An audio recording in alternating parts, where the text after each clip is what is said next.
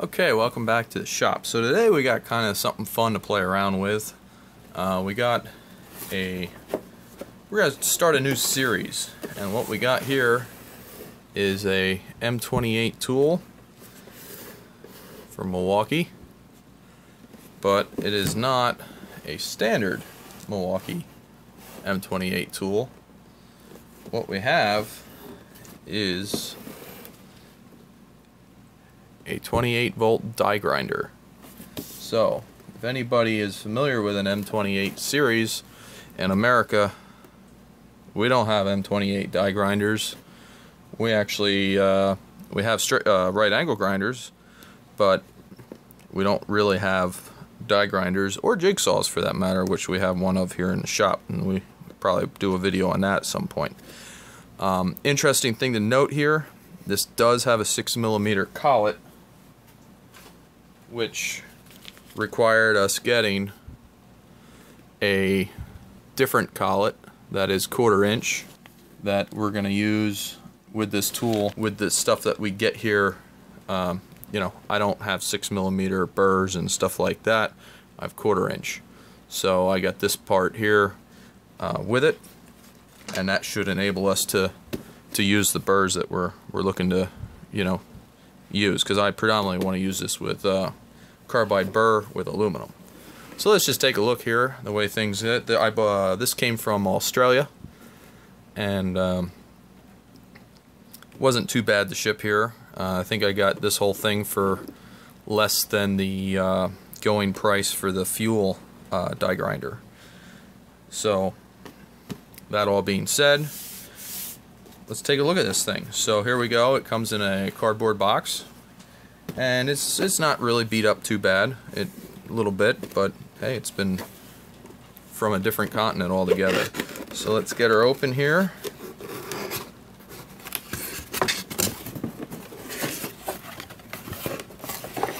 And here we go.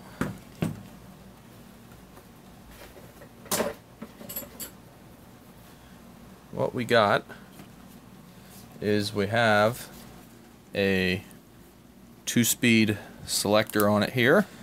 We have our standard heavy-duty Milwaukee logo here, and we also have our nameplate. So there we go. That's a HD28 SG straight grinder, I'm assuming, and made in the Czech Republic. So a lot of the 28-volt stuff seems to have been made in the Czech Republic. Overall, I think the tool's pretty nice. It has the same body as the right angle grinder for 28-volt series. Only difference really being that here we have the speed selector, and we'll take a closer look at that when we put a battery in it. This here is basically a cover for the tip of the die grinder, and it's plastic. It is not rubber. There's really not any rubber on it. This here doesn't, it looks like it might be rubber, but it's actually plastic. This here also being plastic. This part of the transmission housing here is metal indeed, and it appears as though the whole nose cone itself is metal. The chuck here, or I should say the collet chuck, seems very nice, decent quality. Threads feel good on it. Let's take out the 6mm here. Let's see what we got. So there's our chuck, our collet nut. Seems like that's made very nicely. And here's our collet. Looks like that's made very nicely as well. And it's nice to have a 6mm collet around in case we get anything from, you know, Europe at some point or what have you. But what we want to do is we want to actually get out our replacement collet here, Milwaukee replacement collet, and that should hopefully fit in here. I'm hoping anyway. We put them next to each other. They look like they're about the same size there. So hopefully this is what indeed we want. it does go in there just like that, and the chuck goes right over. It also comes with two nice wrenches. Actually, they're pretty decent. They're a little nicer than the wrenches we get in America here. Our cheap wrenches are just stamped out like this, and these are actually appear to be some sort of forging or casting, the way they made these wrenches here. So interesting little difference there, these being metric overseas and these here being SAE. So there we go. So we got our wrenches, we got our old collet there, we're going to set that aside.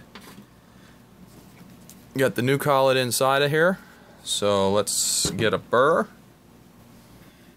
Here we go, we got a nice carbide burr here. We're planning on using this one with aluminum. You can see it's a very aggressive cut. Slides right in there. And let's try out our wrenches here.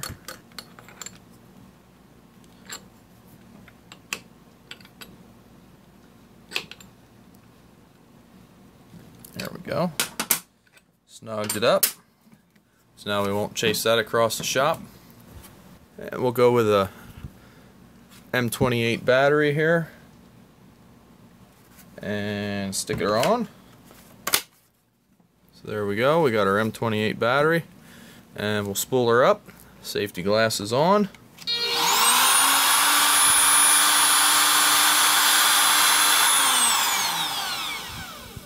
So the light being on, it's showing us that this is in the first speed. So what I'm going to do is, while it's running, I'm going to push the button and we'll hear the pitch change in the die grinder.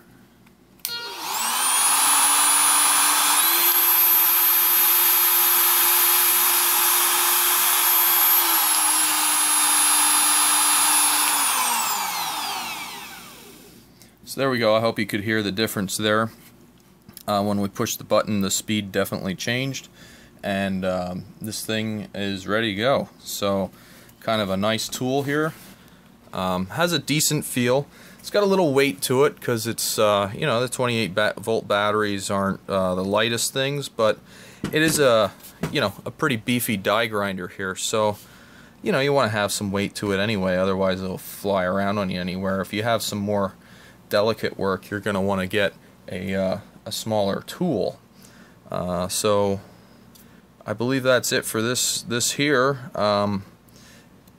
Maybe we'll find some aluminum and see if we can give it a go here and see what it does. But overall, I'm pretty happy with what we got here, and I think what we might do is possibly look into starting a series on some of these 28-volt tools, and maybe even some stuff that's not available standard in the US here. So yeah, there we go. Quick look at a tool that maybe some of you guys haven't seen. And if you guys overseas, probably familiar with these, and you know, write in, tell us if you like them or what you think about them. If anybody else has any experience with the fact that these aren't actually available in the US. Kind of interesting when I found that. Okay, so here we go. We have a nice piece of aluminum here with some nice gnarly burrs on it. It's actually a cut-up coupling that we'll be using for another project. But let's give this thing a go and see what it does.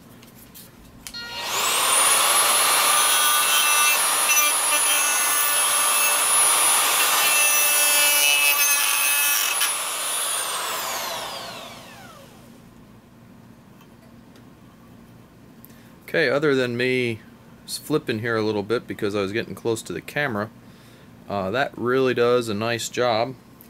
I think what I'm going to do is I'm going to spin this around and we'll try it on speed 2, see what we get.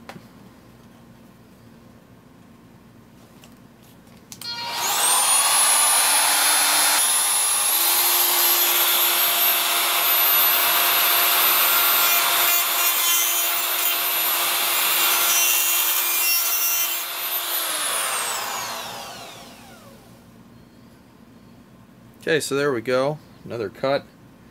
That's definitely moving some metal.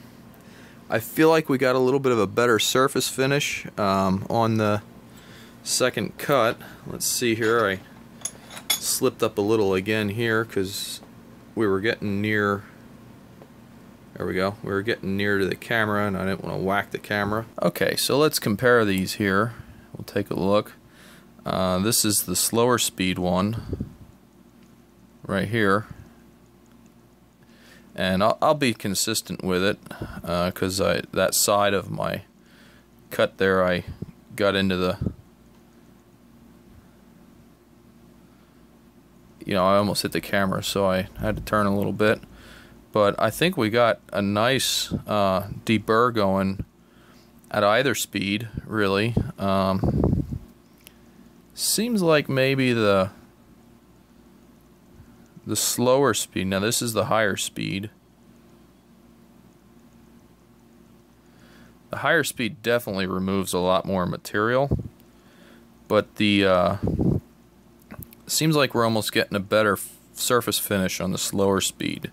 So maybe we'll go back over to the vise and see if we can, I'll just hit it across the top here with the whole thing, and then we'll spin it and hit another spot. We'll compare them again. Okay, so here we go with the high speed and we'll see what we get. I'm just going to run it across the top of the surface here, and then I'll rotate it and we'll hit it with the slow speed.